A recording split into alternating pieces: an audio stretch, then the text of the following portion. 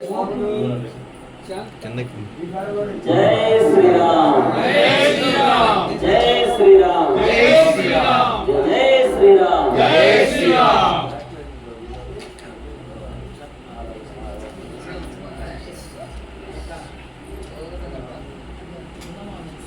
మన మంగళగిరి పట్టణం సీతారామచంద్ర స్వామి కోవిల్లో ఆంజనేయ స్వామి ప్రతిష్టా కార్యక్రమం నేత్రపర్వంగా జరుగుతోంది. దీక్షాపరులైనటువంటి స్వాములందరూ కలిసి ఆంజనేయ స్వామి వారి ప్రతిష్టాపన కార్యక్రమాన్ని జరుపుకుంటున్నారు. ఆంజనేయ స్వామి ప్రతిష్ట చేసుకోబోతున్నామా, ఇదివరకే ప్రతిష్ట అయ్యాడా అన్నట్టుగా స్వామివారు చూడండి ఎంత అందంగా ఉన్నారు. ఆ పూల మధ్యలో పండ్ల మధ్యలో చక్కనైనటువంటి ఆ ధాన్యపు రాశి పైన శయ్య స్వామివారు పడుకునేటటువంటి శయ్య పైన చక్కగా పడుకొని ఈరోజు మాత్రమే స్వామికి విశ్రాంతి. రేపటి నుంచి విశ్రాంతి ఉండదు, రేపటి నుంచి పడుకోడు స్వామి, నిలబడే ఉంటారు. అటువంటి స్వామికి ఈరోజు మనం అధివాసాలను చేసుకుంటున్నాం. ఈరోజు పొద్దున ఒక అధివాసం చేసుకున్నాం, జలాదివాసం. ఇప్పుడేమో ధాన్యము, పండ్లు, పూలు, ధనం, శయ్య మొదలైనటువంటి వాటితో అధివాసం చేసుకుంటున్నాం. ఒక విగ్రహం తయారవ్వాలి అంటే ఊరికే తయారవుతుందా? తయారవ్వదు. 5 లోహాలు తీసుకోవాలి, పంచలోహాలు 5 లోహాలు ఉంటాయి. అలానే ఎంతో వేడి చేసి మలిస్తే అప్పుడు ఒక రూపం వస్తుంది. చూడండి, రాతి విగ్రహం మలచాలని ఏం చేయాలి? ఒక శుద్ధి తీసుకోవాలి, ఒక ఉల్లి తీసుకోవాలి. అంతకంటే ముందుగా ఒక రాయిని సేకరించాలి. ఆ రాయి అన్ని రాళ్ళు పనికొస్తాయా అంటే అన్ని రాళ్ళు పనికిరావు. కొన్ని రాళ్ళు ఏమో సాగరేవులో బండలాగా పనికొస్తాయి, కొన్ని రాళ్ళు ఏమో ఆలయంలో ఆరాధన నమ్ముకునే మూర్తిగా పనికొస్తాయి. అన్ని రాళ్ళు పనికొస్తాయా? పనికిరావు. చూడండి, అన్ని పూలు దేవుడికి పనికొస్తాయా? అన్ని పూలు పనికొస్తాయా? పనికిరావు. గన్నేరు పూలు పనికొస్తాయా? పనికిరావు. శివుడికి వాడచ్చు కానీ విష్ణువుకి మనం వాడ. చూడండి, మీకు ఎప్పుడైనా తిరుమలలో కనిపించాయా? భద్రాచలంలో కనిపించాయా? కనిపించవు. అవి శివుడికి మాత్రమే వాడతారు. బంతిపూలు ఉంటాయి. ఆ బంతిపూలు ఎక్కడ వేస్తాం మనం? ఏవో ద్వారాలకు ఎక్కడో వేస్తూ ఉంటాం, అలంకారంలో వాడికి. కాబట్టి అన్ని పూలు వాడం కదా. అలానే అన్ని పదార్థాలు వాడతామా? చూడండి, దేవుడికి నైవేద్యం చేస్తామా? ఏమేమి నైవేద్యం చేస్తాం? దద్దోజనం, పులిహోర, చక్కెర పొంగల్. అంతేగాని దమ్ బిర్యానీ చేస్తామా?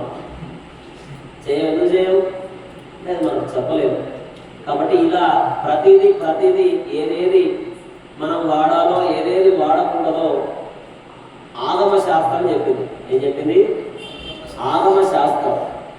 ఆ శాస్త్రంలో ఉన్నదాన్నే మనం చేయాలి.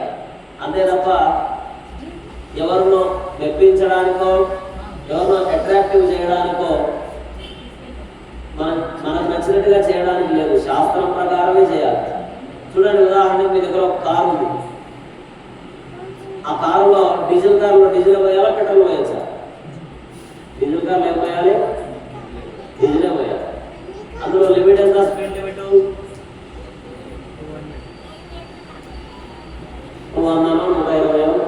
ఇంకా అయితే 120, 130, 150 పోతానే ఏమవుతుంది? కారు నీదే, పెట్రోల్ నీదే, నడిపేవాడు నీదే. కానీ దానివల్ల నీకు రిస్కే, వేరే వాళ్ళకి రిస్క్. ఎవరికైనా నువ్వు ఎదురుగా వాడికి రిస్క్, నీకు ఎవరైనా ఎదురొచ్చినా వాడికి రిస్క్. అంతనే కాదు. కాబట్టి ఏదైనా సరే కొన్ని నియమాలు ఉంటాయి. ఉండవా? ప్రతిదానికి కొన్ని నియమాలు ఉంటాయి. దీనికి కూడా కొన్ని నియమాలు ఉన్నాయి. ఈ నియమాలన్నింటినీ ఆగమ శాస్త్రం తెలియజేసింది. కానీ పాంచరాత్ర ఆగమం అంటారు.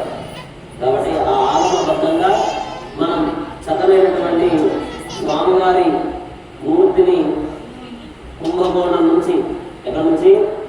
కుంభకోణం. అక్కడ స్వామిని చెప్పించుకున్నాం. ఆ స్వామివారు రేపటి నుంచి ఆలయంలో పూజలు అందుకోబోతూ ఉన్నారు. ఆంజనేయ స్వామి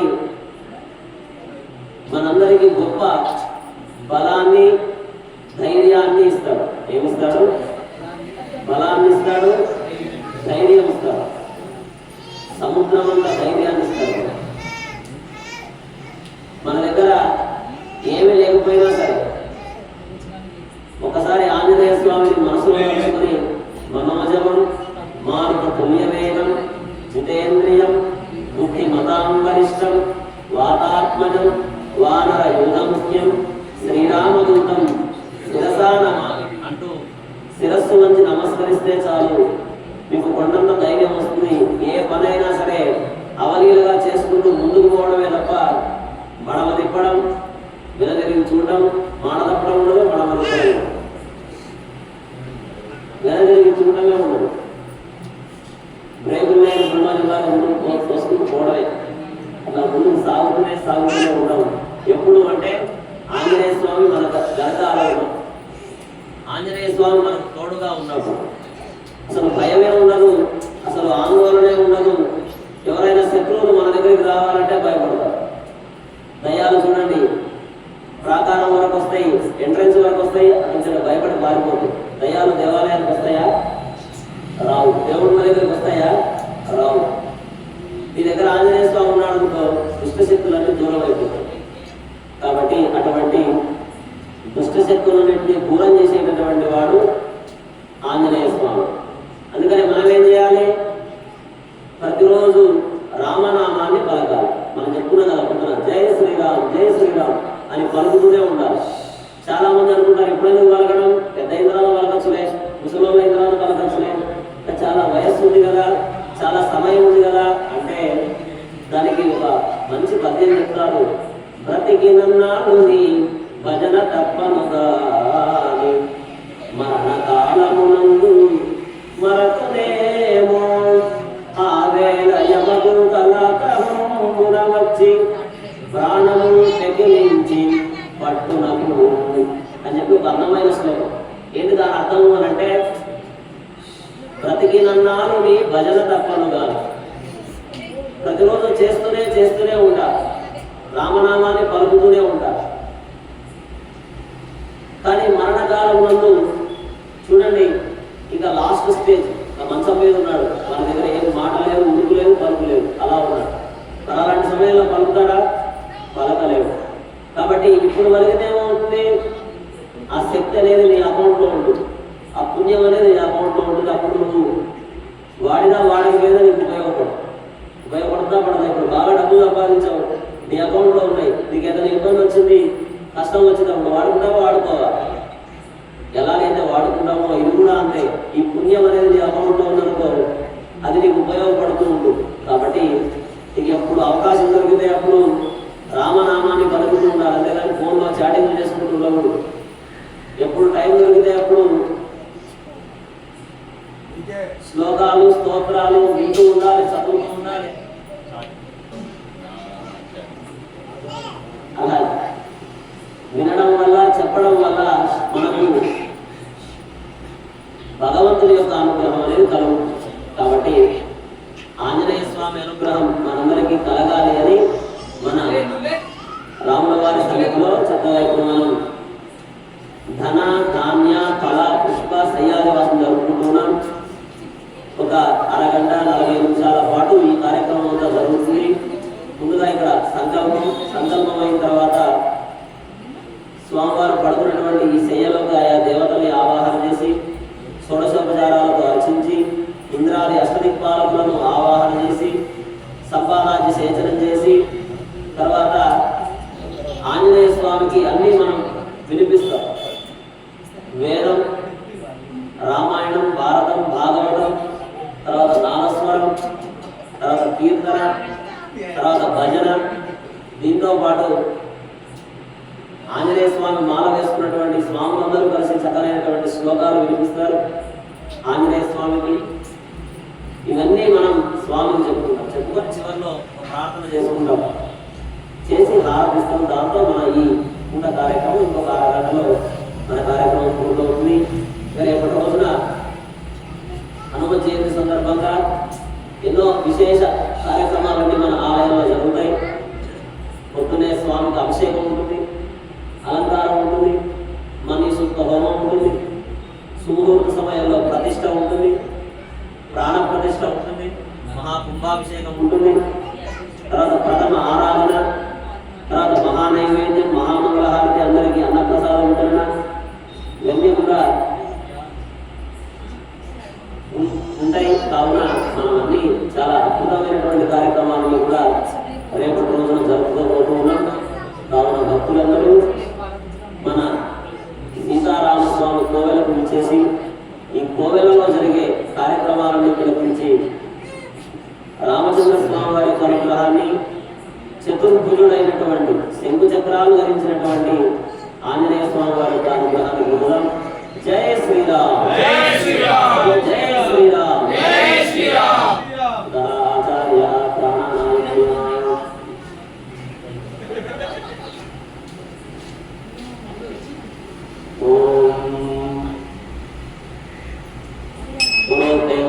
విశిష్టాయాం స్యాం సుమతిథౌ అస్య శ్రీ భగవతో దేవదేవోత్తమస్య శ్రీమద్రాండగౌడబ్రహ్మాండనాయకస్య దేవదేవస్య జగత్కుటుంబినః జగద్రక్షణార్థమోదీర్ణస్య శ్రీ సీతాలక్ష్మణసమేత శ్రీరామచంద్రస్వామినः చతుర్భుజ ఆంజనేయస్వామినः దివ్యకృపయా లోకకళ్యాణార్థం క్షేత్రాభివృద్ధియమాన ప్రతిష్టామహోత్సవైకల్పని.